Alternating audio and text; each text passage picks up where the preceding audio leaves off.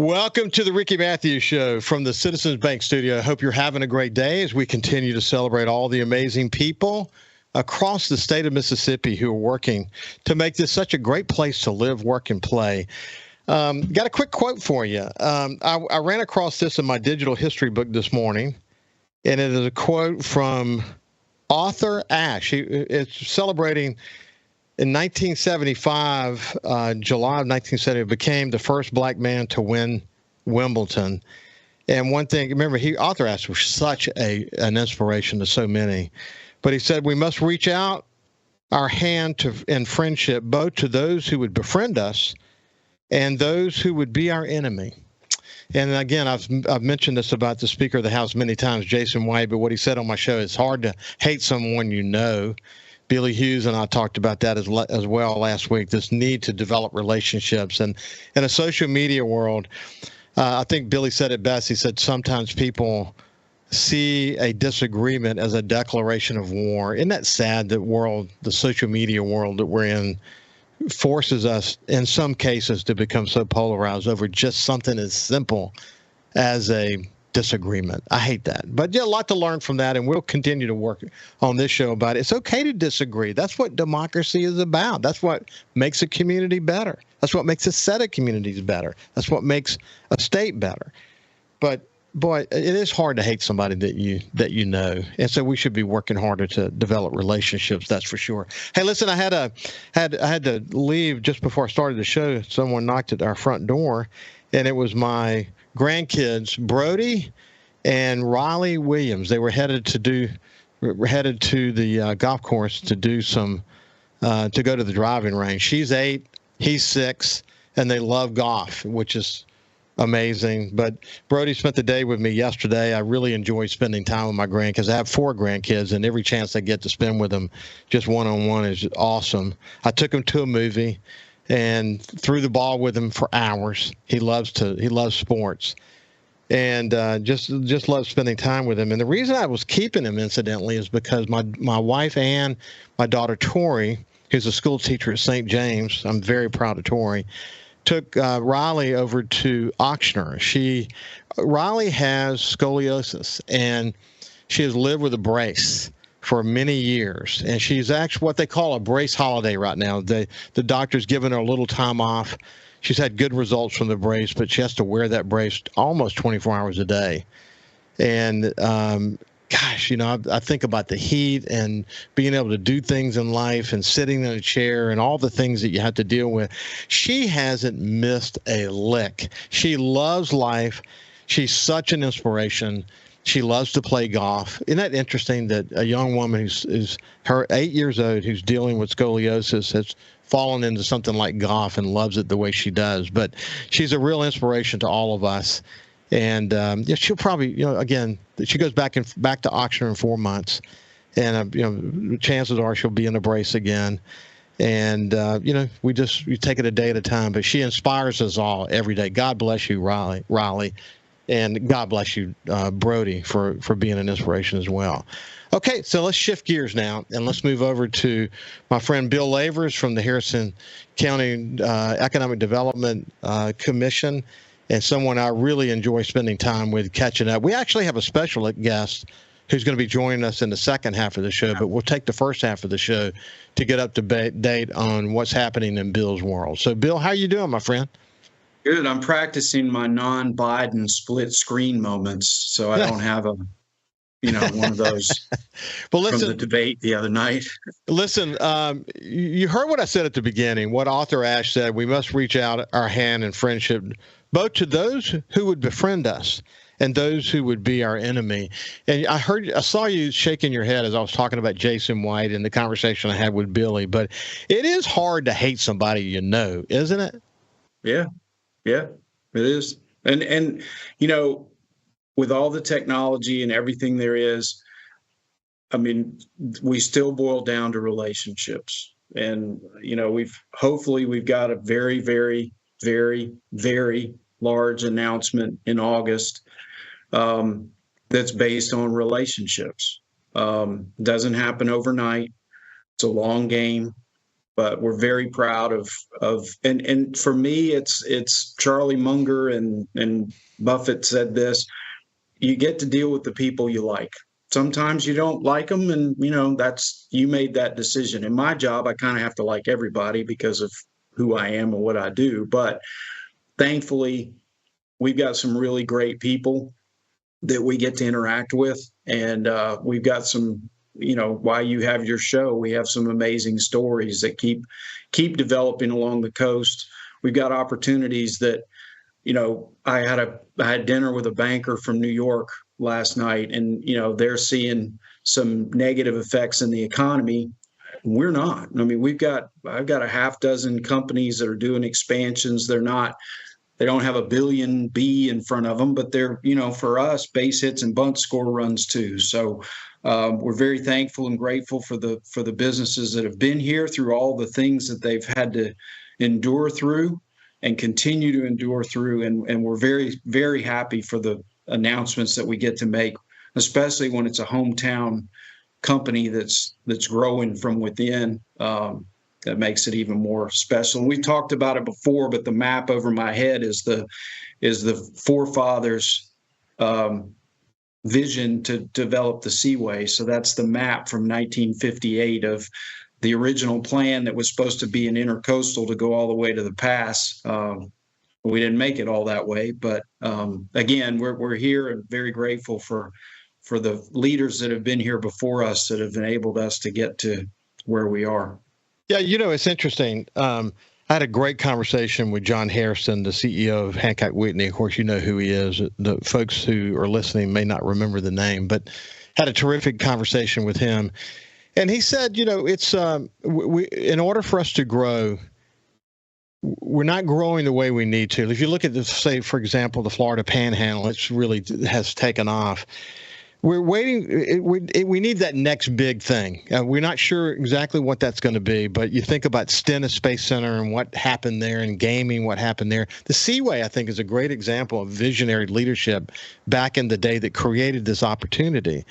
The next thing will happen, but that we're waiting for that to emerge. In the meantime, we can't, as you said, we got to get these these singles and these doubles, and we got to help companies grow, and we got to do all that. But it's it's part of the deal. You said it already too. It's the art of the long game. Yeah, that's what you have to be in when you're in economic development, isn't it? Yeah, and I was talking to John at Mr. Schlogel's memorial at the lighthouse, and just those moments that we miss, like he said that day on your interview, that he wasn't in town when George was in the map room that last day going over the anniversary pieces. And I think of the few times I had lunch with Mr. Schlogel and wish I had more, and I've said that to Mark. Mark's one of my commissioners. I've said that to him several times. So it's just the folks that laid the groundwork for where we are today.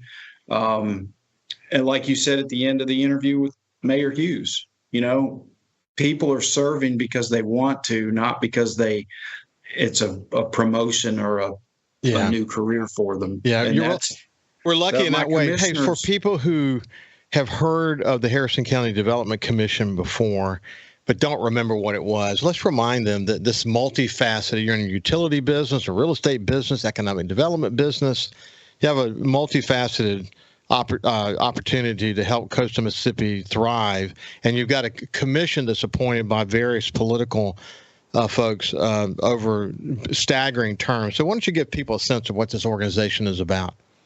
So we've got a 12-member board that's appointed by each of the 5 mayors, each of the 5 supervisors, and then the governor appoints 2. So to what we were just talking about, most of the people that serve on my commission are serving because they want to give back to the community. They're not here for the $40 per meeting check. And we're all, like you said earlier too, we don't always agree on everything, but most of the time we do. There's very rarely that we have a split vote on anything, and everybody seems to be pulling the rope in the same direction. And we're just thankful for the opportunities to be here, and we represent all the businesses and all the taxpayers, and any new ideas that come our way. We'll try anything once. So we've got, we talk about the Seaway on Seaway Road. We've had a lot of people stop me every day. It's, wow, you're having a great year. Yeah, except those deals that you're seeing coming out of the ground right now, there's three or four of them along Seaway Road. Those are 3 years old. That's how long it's taken to get the land bought and get your plans drawn and get your permits and all those things, and weather and all those other things. So where those three businesses that I can think of is Floorco, Guarantee Restoration, and there's a new company coming to town called Equipment Share. So again, all very large investments along the Seaway. Not to count out.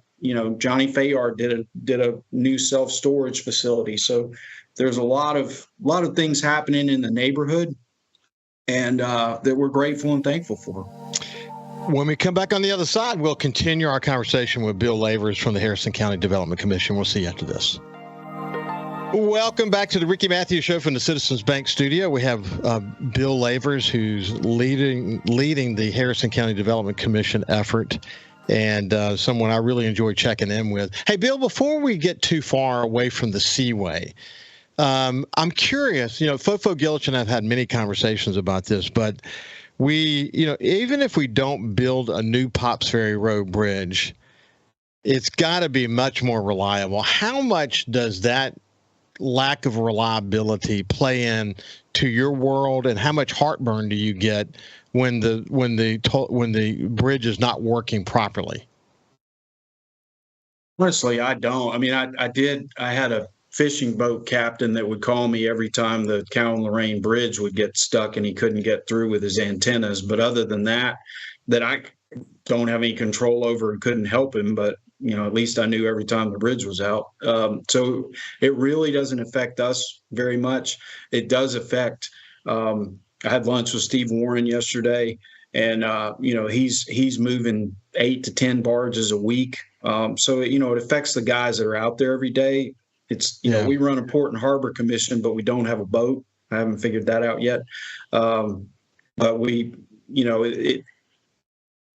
there's the things that we're working on is partnering with the partners along the Seaway that use it on a regular basis to remind the Corps that we need regular dredging and that we need that 12-foot channel. And we need, they did come this past year and do about $1 million worth of dredging that they haven't done in 10 years. So we just want to keep that cycle going and that relationship going so that we get that added value for the, and they'd never been on the Seaway on a boat before. So we borrowed a boat and put them on it, and they were like, whoa, we had no idea all these businesses were out here. So, and a lot of them are growing. Steve's about to do some more things, and we're about to build a rail yard on Rycold Road so that they're putting the switch in as we speak to cross over Rycold to put some more track in over there to enhance our rail storage capacity, not just for us, but for the whole community. And the way we designed that is it's a transload facility. So if you can work out the logistics with the barge or the rail or the truck, then you get it to that site, you can transload it. And it doesn't matter who you are. If you're from anywhere in Mississippi and you need to use that site, it's open access. So hey, listen, so when those barges broke away recently, they came toward my house, and the only thing that stopped it from wiping out my pier was it got my neighbor's pier. Now, Steve reached out to us, and they got in the next day, got those out of there pretty quickly. But these are the kind of things that happen when the bridge is not working properly, because they're having to pass those barges underneath the bridge, and that doesn't feel safe. I know it's probably a well-engineered process, but in this particular case, the barges broke loose, and we were lucky that we got our boats off the lift and did what we needed to do. But to my knowledge, Steve Warren and his team have addressed the damage to my neighbor's pier pretty rapidly, and we're very responsive to the situation. But yeah, you don't want anybody to be impacted. And I think once we get once we get Pops Ferry Road all the way through to Highway 90, then Pops Ferry can be then considered a state highway, and it will up it in its priority in terms of being able to do things like the kind of tens of millions of dollars we need to maintain that and keep it where it has the latest technology on it. Even if we can't build a new bridge, we can at least make sure when it opens that it's going to open reliably. I think about, of course, hurricane evacuations and those kinds of things. These are all important parts of the conversation.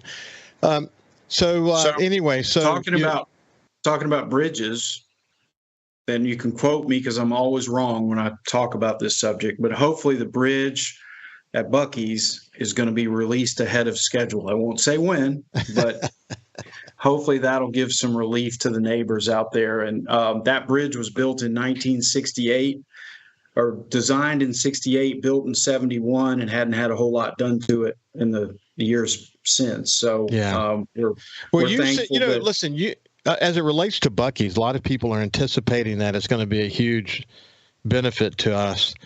I don't think anyone's ever been to a Buc-ee's where it wasn't just thriving metropolis. I mean, and we're going to have the latest of the greatest there.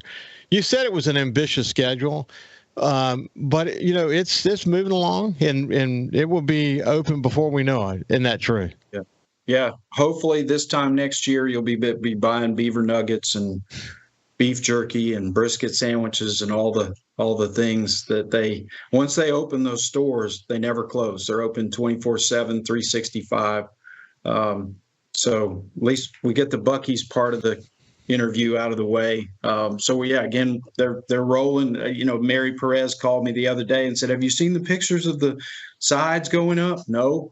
So she sent them to me before they were in the paper. And so it's good. It's good to have spies in the neighborhood to keep you up to date on what's going on. Yeah, Mary Perez, reporter for the Sun Herald, someone I really enjoyed working with when I was publisher there, and still there with Anita Lee and the others just kind of doing their thing. I really appreciate them. Mary does a terrific job. Hey, you can't talk about whatever this big announcement is for hopefully August, but do you have a special name for that project that you're able to call it? Project Sand. Project Sand. We've gotten away. We were naming, like, we had wahoo and eagle, and we had all these animal, and so we've stopped naming them things that could fly away or swim away because every time we named them one of those, we didn't get it. So this is Project Sand. The customer actually named it something else, and then the state renamed it Sand, and I agreed. So we wouldn't. I mean, I guess sand could blow unless you got Fofo's heavy sand, but this one's getting really close to. It's again, we're going to make an announcement, but it's a multi-year project, several phases. But it's like I said, a great group of people, and I'll be glad to come and talk more about all that I can when I can, but I can't yet. So we'll just leave it at that. So how's your team doing, man? You got folks that are involved in utility business, folks that are involved in the economic development side of things. How's your team doing? They're good. We have these things this time of year called vacations. So they're scattered all over the place, doing all kinds of crazy things with kids and some grandkids. Lori's in Florida visiting her granddaughter that's growing up really fast. So she's, I always hold my breath to make sure she comes back, because if Lori's our CFO and does the thing I love about her is payroll, so if she doesn't come back, I guess I could figure out how to do that. But everybody's doing good. We're about to start building a bulkhead. We're working on the rail project. We may get a lease tomorrow to build a new building. I mean, we got a lot of stuff going on, and I like it better that way. The busier we are, the faster the days go. We've got a big MEDC's having a big meeting here in Biloxi next week, so we're gearing up for that. We're hosting the future leaders in our office for a couple of hours, just talking about crazy things we're working on. One cool thing that happened yesterday. So we talk about the C-Force, which is our intern program. We got a text from a student. He said, "I didn't think I'd ever get to go to college. Thank you all for the hard work and opportunities. If you want, when school starts back up, I'll be glad to come and talk to your class." So yesterday he found out that he got a scholarship to go to the IBEW to learn how to be a lineman or electrician, and in a partnership with Weaver Electric in Long Beach that gave him the opportunity. And then, there's a quote, he didn't think he was going to be able to go to school, and now he gets to go to school. So those are the kinds of things that I love doing, is just giving that little bit back to those that never knew they were going to have that opportunity. So, and we've had 38 kids this season, I guess, and it goes year round. So, we're gearing up, during the school summer break, we're trying to meet with all the counselors and the teachers and kind of get ramped up for next year. Again, we're able to do that because of our friends at Coast Electric and Mississippi Power that help us fund that. We went over budget this year quite a bit with 40 kids working part-time jobs. So if anybody in the listening audience wants to send us a check, they're welcome to do that. But we're really proud of the kids and the experiences that they're able to have. And the thing that I really like about it is it's a job for the student, but it's also a mentorship opportunity for that business to let the kids know what they do, and then there's a ripple effect into the community of what the opportunities are, so that I've always said, hopefully they stay here, like Floridito, who does the WLOX app. She was one of our first interns. She came home, and we hope they come home and eat grandma's fried chicken, hang out with their grandparents, and don't have to go to the bright lights in big city. So we try to combat that as much as we can with our partners. Well, that's actually a great segue. When we come back on the other side with Bill Lavers from the Harrison County Development Commission, we're actually going to be joined by a very special student who's engaged with them now as an intern, and we'll hear his story as well. So when we come back, we'll continue the conversation. We'll see you after this. Welcome back to the Ricky Matthews Show from the Citizens Bank Studio. We're visiting with my friend Bill Lavers from the Harrison County Development Commission. When we went to break, they were talking about sort of this outreach they have with young people. One of the big challenges we have, unless we have to face it, is that brain drain is a problem for Mississippi. And the more opportunities we can create, the more awareness we can create about future opportunities, the more opportunities we're going to have to keep folks here. Now, that doesn't apply to everyone who's involved in what they call the C-Force. We'll let Bill tell you more about that in a second, because from time to time, in this case, we have an international student that's going to be joining us here in just a second. But before we get there, Bill, why don't you sort of remind people, when you talk about C-Force, what are you talking about? So we basically take, with the help of all the schools in the county, and the teachers and the counselors and the parents, we ask a student what they think they want to do when they get out of school. And we put them in that job when they're in high school. So it's kind of a test drive, pay $10 an hour. So we've got kids that are working in HVAC, auto mechanics, early childhood education, teachers, maintenance, school maintenance. There's a whole list that I don't have in front of me, unfortunately, but and they're, part of it is for them to, I really, that's cool, I like doing that, or whoa, I didn't know that was what that was, and I don't like that, and I don't want to do that. Or we've had students that go for engineering, but they don't know what kind, and because that they've gone to engineering, they've decided which path of engineer they want to be. So but also with that, so we focus on the juniors and seniors in high school, but then during the summer, the college students need an opportunity too. So we have Grayson, who's here doing GPS mapping of our water meters and sewer taps and stuff. And we never know he's here. I mean, he's just very quiet. We have to kind of, check on him every now and then because he's so quiet. But and then the story with Julian, and I'm not going to try to say his last name, but 5 years ago, there were 4 guys that came here from Rio Negro, Colombia, and they were working with Gateway America on air cargo for flowers. And Julian's dad, Jorge, was one of those first 4 people. And golly, I had this practice. Anyway, we went to the airport. what's his name? The architect from Biloxi that used to be the chairman of the Republican Party. You know who I'm talking about? Yeah, Frank Ginzer. Frank and I didn't know any Spanish. We, print out these signs with people's names on them. We go to the New Orleans airport to pick them up, and we missed them, and we had to find them at the baggage counter. And then we get in the car with them, and we find out that they're all fathers, and they like Finding Nemo and stuff.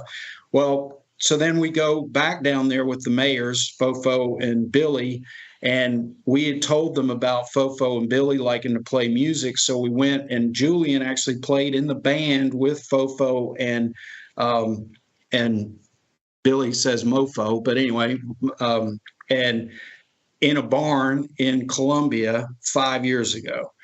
So fast forward, COVID happens. Julian graduates from Gulfport High School, gets stranded here because of COVID, was staying with Frank Bordeaux, and decides to stay and go to Southern Miss. And now he's about to be a senior. He's finishing his last semester at Southern Miss, and I'll let him take it from there, because his journey has not been as easy as I just said, laying it out. So with that, and I'll let Julian say his last name for you. Yeah. Too. Hey, Julian, it's a pleasure to see you. So, yeah, say your full name for me. All right. A pleasure, of course. Yeah. Yeah. So say your last name slowly, please. Yes. It's Ate Ortua. Ate Ortua. Ate Yes. Ortua. Okay. That's the last time I'll try to say it, but you helped me. Yeah, of course. So, hey, let's take a step back for a second. You're originally from Colombia. What brought you here? Well, it all comes from that meeting of my father and the people of Gulfport and Biloxi. It is long story in the back. So my father came here and made all these connections. He eventually met Bill, Mayor Billy, Mayor Fofo. And then they were going to come to my town, Rio Negro, which means Black River in English. And my father said, like, well, let's arrange one night in which, let's play music for the mayors, because the mayors know how to play music. And, well, I'm a guitarist. I've been playing for 10 years, and I specialize in jazz. Of course, it's not an academic specialization, but it is a hobby that I take.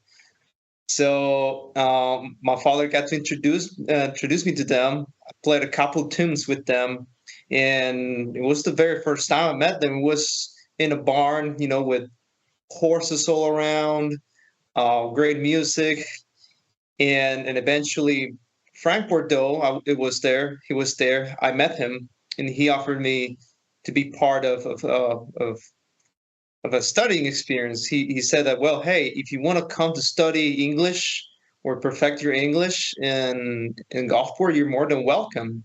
And I was so thankful he invited me for that. So that was the very first challenge and the very first opportunity that said, okay, if I want to study English and go to the United States, I think there's not another shot but this one. So I took my shot, and it was really worth it, of course. For now, I'm very grateful that he let me open his doors at his house and his family to be here. And the experience is quite interesting, because I knew English beforehand. I would communicate, but it's not the same when you adapt to an accent, to another culture. You actually live in the culture, because I've been before in the United States, but not actually lived like a U.S. American person. Yeah. And of course, the first couple of days, the accent, I was just so overwhelmed. I thought I studied English and I knew English. Then when they'd speak to me, they'd be like, I'm like, no, definitely I don't know English. Your English is beautiful, though. Yeah, you've done well. Thanks. Yeah. Thanks. So it took me practice and lots of hearing, listen to people and how they speak. So, of course, that was an adaptation. Another of the challenges is the U.S. college and high school system. Of course, I have to go through that. It was kind of scary the first day. Everybody's speaking in English, and I'm like, I don't know anyone. So scary. And some friends eventually helped me. Had some friends from Venezuela in high school, that they introduced me to other people, and I eventually started to make new friends. and everything become more smoother. That I got to meet more people, got to meet the system, got to know how things work. And well, it is a constant learning process. I still even learn even 4 years after. Yeah. And I'm it was hey, great. I'm a little familiar with the experience. My son Justin works for Price Waterhouse in New York City. Works on the strategy team, the international strategy team for Price Waterhouse. 350,000 employees worldwide. And along the way, he said, I want to, after he got done with Auburn, he said, I want to go to live in Spain and learn Spanish. He went to the International Language Institute in Spain, in Madrid. My wife Ann and I went over to visit him while he was there. And when he got there, what I learned about when you're in Madrid, no one speaks English. Very few people speak English. And he lived with a woman there who didn't speak a word of English. And but he didn't miss a lick. But it's not easy to go to a strange place. It's quite remarkable that Frank would invite you there and to open up his house the way he did. I know Frank Bordeaux really well. I'm not surprised to hear that he did that. But it opened up great opportunities for you, though, didn't it? Yeah, it really did. It's just the first step, of course. And his generosity, I'm very grateful. I'm very blessed that he gave me that generosity to be there, even though he was the busiest man on earth. Because I really see this guy up and down everywhere. Well, he let me live with his family, all his kids and his wife. It was great experience. And from there, even though it was such a small thing, you can start working from opening doors. I've met lots of people through Frank, many new connections, Yeah. and I was surprised how he great is. I just never got to see him in action until I lived in his house. And meet the governor. oh yeah, I got to meet the governor one night, even before he was going to be the governor, and he came Yeah, out a couple right. times. Hey, It was so tell me, what kind of business is your dad in, Julian? well, my father is a very simple business. So my father has lots of connections, buyers and sellers, and they have the warehouses with products, let's say liquor, cigarettes, deodorants, very simple that. So he helps to connect those buyers and sellers, and they put them together, and that's his business. It's like a brokerage business. Yeah, right. I'm with you. I'm with you. Hey, so when we come back on the other side, we'll continue our conversation with the international intern for, it's not just the Harrison County Development Commission. We'll tell you a little bit more about what he's doing in his role here while he completes his education at the University of Southern Mississippi. But we'll see you after this break. Welcome back to the Ricky Matthews Show from the Citizens Bank Studio. We spent some time at the beginning of the show with Bill Lavers, the Executive Director for the Harrison County Economic Development Commission, and we've had this opportunity to talk about CFORCE over the last 4 years, this commitment to young people that the Harrison County Development Commission has. And we're having the opportunity now to visit with one of their international students. He's from Colombia, and he's attending the University of Southern Mississippi. While you're in this internship program, you're working with the Development Commission, but you're also working with some other organizations. Give us a sense of what you're doing. Yes, of course. So I'm through HCDC, but they partnered me up with the ports of Gulfport, Pascagoula, and some other of their fellow contacts. So, for example, I've been visiting the port of Pascagoula couple times. I'm eventually going to go today, and they have me some small projects related to my majors in international business and finance. They also pair me with the port of Gulfport, where we created new connections, especially with new ports in Turbo in Colombia, who would like to just expand the port's influence and expand their business.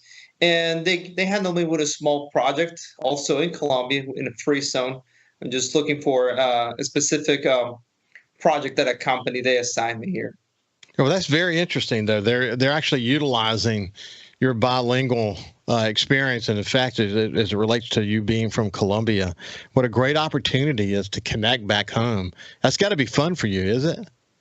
It is really fun, and when I talk with my father of what I'm doing, he's just amazed. He's very happy because The reason why I'm studying international business and this internship that I'm doing is pretty much because of him, because he influenced me early in my life. All his work that I mentioned before, that really caught me, and that really inspired me to follow his steps.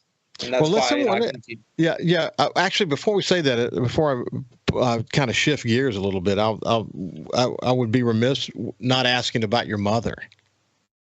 Oh, my mother. Well, she's a civil engineer. Um, she barely speaks English. And when they came to the house, oh my goodness, well, my mom would speak straight Spanish to them, thinking she would speak English. And well, even though we'd be like, Mom, that's not English. I mean, I love her so much. She's also a huge inspiration for me. The reason why here in college, I call her every day. My parents, my sister, my mom, they are the reason that I continue this project and this dream. Hey, listen, one of the things we talk about it a lot here that, traveling to other states, traveling to other countries is a great opportunity to gain perspective about where Mississippi fits into the world, And you coming from Columbia, having spent now some time here, Mississippi, I think we think about strategically where Mississippi is located, the ports and the relationships we have internationally. Mississippi's in a good spot, isn't it? But what's your perspective on us? Well, at first instance, before coming to the States, I just had this big picture of TV shows or what people tell me of big cities and everything. And when I came to Mississippi, I never heard of it. I first heard it is a river. Of course, it is next to the river. But coming here to Gulfport, I was just amazed. Just the great community and the development there is around the area. I was just, I had some little shock, and even though I was very delighted with the place, and now knowing the connections that that has been done for almost 5 years with my town, it has been just great. The town, every time I just drive by or visit it, I just see so much growth in economic wise, socially wise, business wise. It is really a great spot, and you don't even think about it. Yeah, what's interesting? I often say it's a small world. It really is a small world, isn't it? Yeah, definitely is a small world. Yeah, because now with 4 years of school, I've been striving for experience, and pretty much the Gulf Coast, that was my second home after leaving home, Columbia. And of course, the great connections that my father made here with ACDC and everybody in the Gulfport, Biloxi area, it still continued to grow, even though it's been almost 6 years, 5 years of what happened at that barn. I eventually, through my father and through Bill, we asked that, well, if there's any opportunity for me to grow professionally. And the great connections that HCDC has allowed me to, at least so far in this couple of weeks that I've been here, just see so many things that I've never seen before in my professional development. And every day that I come here, it's just great. I love it. There's always something new to learn, and I'm really grateful to be in this internship. Well, I think that it's just another good example of how developing these relationships, especially with a young man from Columbia who will continue to make the connection between the Mississippi Gulf Coast and Columbia. You never know where those opportunities are going to take you. So it's a great story, and thank you for taking the time to share it with us. Yeah, of course. It is a pleasure, and thanks to you for this time. It was great. Yeah, you bet. You bet. Bill, thank you both, my friend. It's been a terrific visit. They always are good visits, my friend. We'll catch up in August when we can talk about the big giant thing. I look forward to breaking that story. About. Let me break that story. I appreciate you. Hey, this has been Bill Lavers and his international student who's part of the C-Force, and a great update on the Harris County Development Commission. Have a great day, and we will see you tomorrow.